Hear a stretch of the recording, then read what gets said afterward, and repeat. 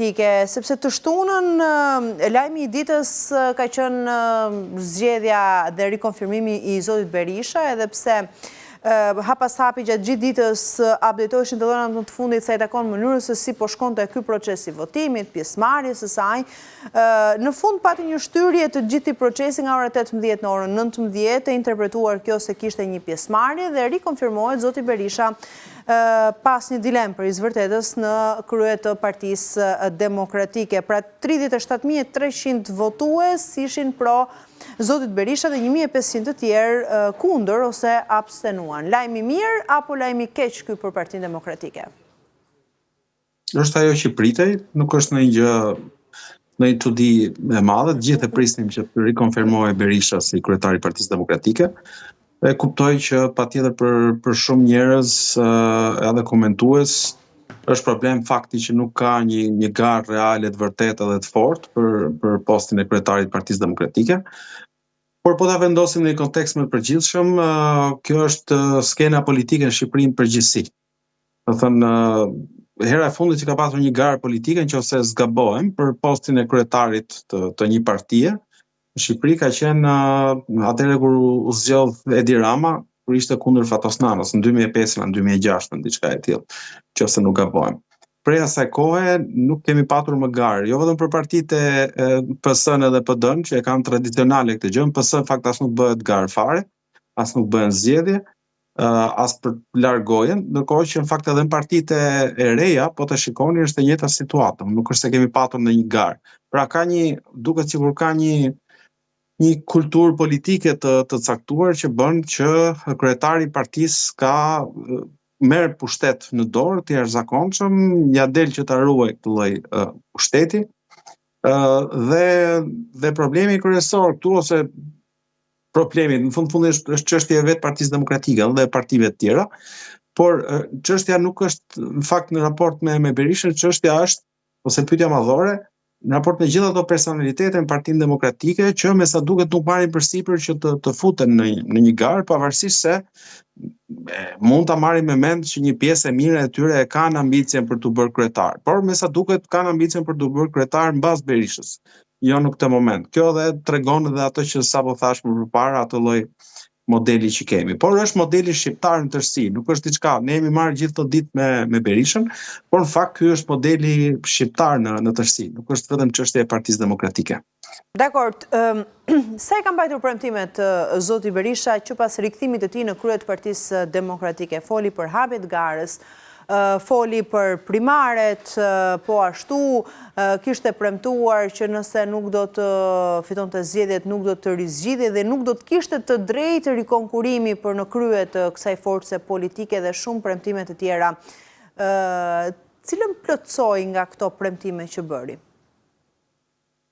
Atëherë, çështja e funksionimit të partive si organizata vullnetare është çështje e tyre brendshme. Pra aq kohë sa ka një votim, edhe siç e thatë edhe ju, antarët e partisë vendosin që të votojnë dikë, historia mbyllet aty. Do të kishte zhvillime të reja ose do të kishte diçka interesante nëse konstatohet që ka patur manipulime të votës e tjerë. Por fakt edhe ne e dimë që vështirë të mendosh që mund të ketë patur manipulime të votës, se as nuk ka pas nevojë për të pas të tilla. E dimë që Berisha brenda PD-s e ka mbështetjen, është personi që ka mbështetjen më po mund të ketë manipulime në shifra, se tani edhe mund të zhgënjej zoti Berisha duke qenë se më herët mund të ketë patur një mbështetje maksimale, tani mund të ketë patur edhe rrjedhje të mbështetjes për arsyet që i kemi diskutuar hera herës, personazhe të përjashtuar, të vetë përjashtuar, mbështetës të tyre, si kanë votuar. Pra mund të kenë ndikuar edhe këto, ndoshta zoti Berisha pak intereson të jetë transparent për të treguar të vërtetën brenda Partisë Demokratike, se akuzat për izvërtetës kanë qenë të shumta. Atëherë, janë gjitha hipotetike. Domethënë është vështirë të interpretosh fjali që nisin me mund. Mund, po, mund, sikur, etj. Por nuk i dim. Në momentin që do të dilnin fakte pastaj për manipulime ose probleme të tjera, patjetër që do të mund të flitej më tepër, të analizojë më tepër dhe flitej. Për momentin, ajo që ka ndodhur në Partinë Demokratike është diçka që ka ndodhur në gjitha partitë e tjera.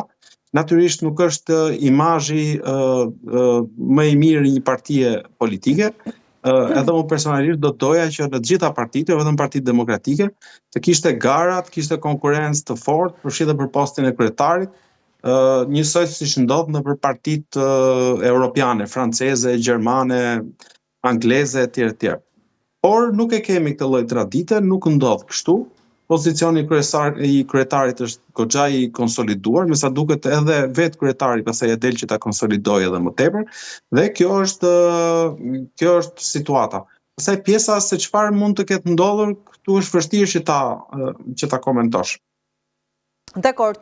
Ka një rënje të numrit të votuesve, të antarëve demokratë që kanë votuar në këtë referendum, ju thot diçka ky tregues? Nuk i kam krahasuar shifrat, me thënë vërtetën, po është e mundur. Ka një të vërtet përtej, thash shifrat nuk i njoh konkretisht, por ajo që unë konstatoj është që ka një lloj demoralizimi të opozitës, të Partisë Demokratike, për arsye të rezultateve që ka patur vetë Partia Demokratike në zgjedhjet e fundit, dhe natyrisht edhe për faktin që është shumë e vështirë të luftosh kundër një qeverisje që përdor dhe administratën publike, dhe krimin organizuar, dhe gjithçka tjetër. Dhe natyrisht që kjo nuk është shumë frymëzuese, shumë mobilizuese si fakt. Është shumë e vështirë në kushte të tilla që ti të gjesh, sidomos ai që është militanti i bazë, dhe që angazhohet drejt për drejt me njerëz në terren. Nuk po flas për ata pasaj që janë nivele më të larta se është tjetër gjë. Po dhe militanti i bazë ka shumë të vështirë, aq më tepër ai shikon që gjithmonë në parlament shkojnë të njëjtët njerëz, të listave të mbyllura, ndërkohë që ai që bën punën realisht aty në terren, praktikisht nga logjika e tij, jo nga një logjikë demokratike ose nga logjika ime, por nga logjika e tij, ai thotë un kam kaq vite që punoj dhe nuk po marr asgjë në këmbim. Kështu që patjetër që është demoralizuese për gjithë opozitën, jo vetëm Partinë Demokratike. Dhe natyrisht kjo e bën edhe më të vështirë pastaj punën e partive të opozitës, me që po flasim në rastin konkret edhe të Partisë Demokratike, sepse në këto kushte do duhet të mbash të mobilizuar antar, militant, aktivist, të cilët e shohin ndoshta edhe ata shumë të zymt situatën. Sa i aftër zoti Berisha ta bëj këtë gjë në vimësi të punës së tij si drejtuesi kësaj force politike?